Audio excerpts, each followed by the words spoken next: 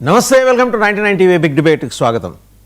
భారత్ పర్యటనకు వచ్చిన Russian president Putin చాలా ఆహ్లాదంగా ఆనందంగా తన స్టే ఇక్కడ గడిపారు. అండ్ ఆయన ప్రతి మూమెంట్లో ఆయన భారతదేశం పట్ల వ్యక్తం చేసిన ప్రేమాభిమానాలు అయితే స్పష్టంగా కనిపించాయి. సరే, రెండు దేశాల మధ్య వాణిజ్యపరంగా ఉండే సహకారానికి సంబంధించిన ఒప్పందాలు, అలాగే తమిళనాడులోని కుడంకుళంలో ప్రాజెక్టులో రష్యా సహకారం, దానికి అణు విద్యుత్ కేంద్రంలో ఆల్రెడీ 2 రియాక్టర్స్ పనిచేస్తున్నాయి. మిగిలిన 4 రియాక్టర్స్కి సాంకేతిక సహకారం అందించడానికి రష్యా ముందుకొచ్చింది. అండ్ దానికి తోడు 15 ఏళ్ల పాటు అపోహల కారణంగా భగవద్గీతని దూరంగా ఉంచిన రష్యాకు స్వయంగా రష్యా అధ్యక్షుడు పుతిన్కి ప్రధానమంత్రి నరేంద్ర మోడీ రష్యన్ భాషలో కనిపించిన భగవద్గీత పుస్తకాన్ని అనువదించారు. స్నేహ గీత ఎలా ఉంటుందో ప్రధానమంత్రి మోడీ కూడా చేసి చూపించారు. ఇన్ఫ్యాక్ట్ ఉక్రెయిన్ యుద్ధం తర్వాత జరిగిన ఈ పర్యటన, రష్యన్ అధ్యక్షుడి పర్యటన 4 ఏళ్ల క్రితం వచ్చారు ఆయన. ఈ పర్యటనకి ఉన్న ప్రాధాన్యం ఏంటంటే ప్రపంచ దేశాలన్నీ కూడా చాలా జాగ్రత్తగా బైనాక్యులర్స్, రాడార్లు వేసుకుని మరీ చూశాయి ఏం జరుగుతుంది, వీళ్ళిద్దరు ఏం మాట్లాడేసుకుంటున్నారు అని చెప్పి. ఈ అంశాలకు సంబంధించి బిగ్ డిబేట్లో మనతో పార్టిసిపేట్ చేస్తున్నారు సిపిఎం సీనియర్ నాయకులు మాజీ ఎమ్మెల్యే గఫూర్ గారు. నమస్తే గఫూర్ గారు. అలాగే మావిడి గిరిధర్ గారు, జియో పొలిటికల్ అఫైర్స్ ఎక్స్పర్ట్. నమస్తే గిరిధర్ గారు. అండ్ పెద్దిరెడ్డి రవికిరణ్ గారు, బీజేపీ అధికార ప్రతినిధి. నమస్తే రవికిరణ్ గారు. అలాగే విజయకృష్ణ గారు, శివసేన నాయకులు, తమిళనాడు రాష్ట్రం. వారి అందరికీ కూడా నమస్తే. టు స్టార్ట్ విత్ గఫూర్ గారు, 27 గంటలు ఆయన గడిపారు ఇక్కడ. 27 గంటల్లో చాలా ఉల్లాసంగా, ఉత్సాహంగా, ఆహ్లాదంగా మొత్తం తన స్టే అంతా కూడా ఆయనతో పాటు వచ్చిన మరి ఆయన క్యాబినెట్ సహచరులు అందరూ కూడా ఒక దేశాన్ని దాదాపు 25 ఏళ్ల పైగా పరిపాలించిన తర్వాత ఉండే ఆ కన్సిస్టెన్సీ ఆయన మాట్లాడినప్పుడు ఆయన ఇండియా టుడేకి ఇంటర్వ్యూ ఇచ్చారు. అఫ్కోర్స్ మధ్యలో దుబాసి ఉన్నారు అనుకోండి, ఇంకా రష్యన్ భాషలో నా ఇంటర్వ్యూ అంతా నడిచింది. దాంట్లో చాలా కాన్ఫిడెంట్గా చెప్పారు భారతదేశం పట్ల తనకున్న నిబద్ధత ఏంటి, కమిట్మెంట్ ఏంటి. నిన్న జరిగిన ఒప్పందాలు, రూపాయికి రూబుల్కి మధ్య ఫ్రెండ్షిప్ చాలా బలంగా నిలబడింది. అండ్ కరెన్సీ, ఇండియన్ కరెన్సీ రూపంలోనే వాణిజ్యపరంగా వ్యవహారాలు నడుపుకోవడానికి కూడా, ట్రేడ్ అఫైర్స్ నడుపుకోవడానికి కూడా వారు అంగీకారం తెలియజేశారు. అఫ్కోర్స్ రూపాయికి రూబుల్కి పెద్ద తేడా ఏం లేదు. రూపాయి 18 పైసలు ఈక్వల్ టు 1 రూబల్. చెప్పండి గఫూర్ గారు. సార్, వాసుదేవన్ గారు, మీకు మిగతా పెద్దలందరికీ నమస్కారం అండి. చాలా సంతోషం అండి.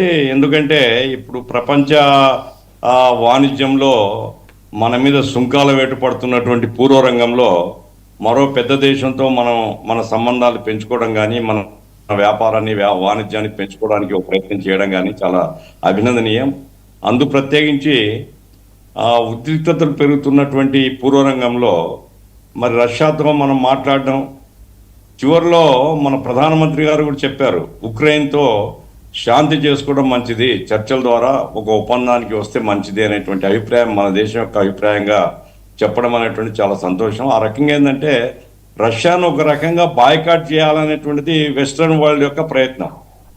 అట్లాగే ఇండియా మీద ఒత్తిడి పెంచి ఇండియాను లొంగ తీసుకోవాలని అమెరికా ప్రయత్నం. ఈ పూర్వరంగంలో ఈ 2 దేశాలు కలిసి స్నేహపూర్వకమైనటువంటి సంబంధాలను మేము కొనసాగిస్తాం. అంతేకాకుండా వ్యాపార వాణిజ్యాన్ని మేము $100 బిలియన్ పెంచుకుంటామనే ప్రకటన చేయడం అనేటువంటిది ఓ రకంగా అది మిగతా దేశాలకన్నిటికీ చెంపెట్టు. ఎందుకంటే బెదిరింపులతో లొంగవు ఈ దేశాలు అనేటువంటిది స్పష్టంగా అర్థం చేసుకోవాలి. ఏదైనా ఉంటే చర్చల ద్వారా మాట్లాడవచ్చు. చర్చల్లో ఉభయ కుశలోపరిగా, ఉభయులకు ప్రయోజనకరంగా ఏదైనా ఒక ఒప్పందానికి రావచ్చు. అంతే తప్ప ఇండియాను బెదిరించి 146 కోట్ల జనాభాను లొంగ తీసుకోవడం కానీ, రష్యా అమెరికాతో పోలిస్తే సైనికంగా ఏం తక్కువదేం కాదు.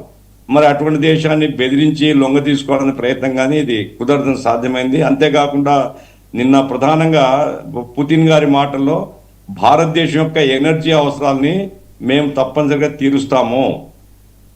అంతేకాకుండా ఒక విషయం చెప్పాడు సార్, మేము అమెరికా మా దగ్గర నుంచి కొంటుంది, వెస్ట్రన్ దేశాలని మా దగ్గర నుంచి ఆయిల్ కొంటున్నాయి, ఇండియా మీద ఆంక్షలు పెట్టడం ఏం పద్ధతి ఇది అనేటువంటి ప్రశ్న సమాధానం వాళ్ళు చెప్పాలా.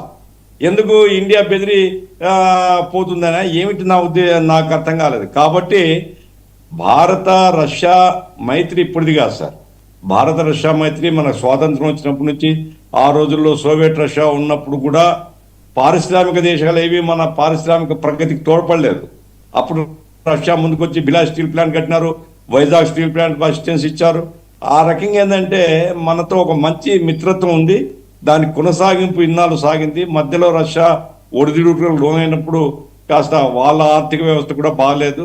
ఇప్పుడు ఏంటంటే తిరిగి వాళ్ళు ప్రపంచంలో మళ్ళా ముందుకు వస్తున్నారు. ఈ పూర్వరంగంలో భారతదేశము రష్యా కలిసి ఒక ఒప్పందానికి రావడం, ఆ మైత్రిని కొనసాగించేటువంటి పద్ధతి చెప్పడం. అంతేకాకుండా సార్ రెండవది ఇక్కడ ప్రత్యేకత ఏంటంటే చైనా దీన్ని పాజిటివ్గా తీసుకుని అభినందించింది.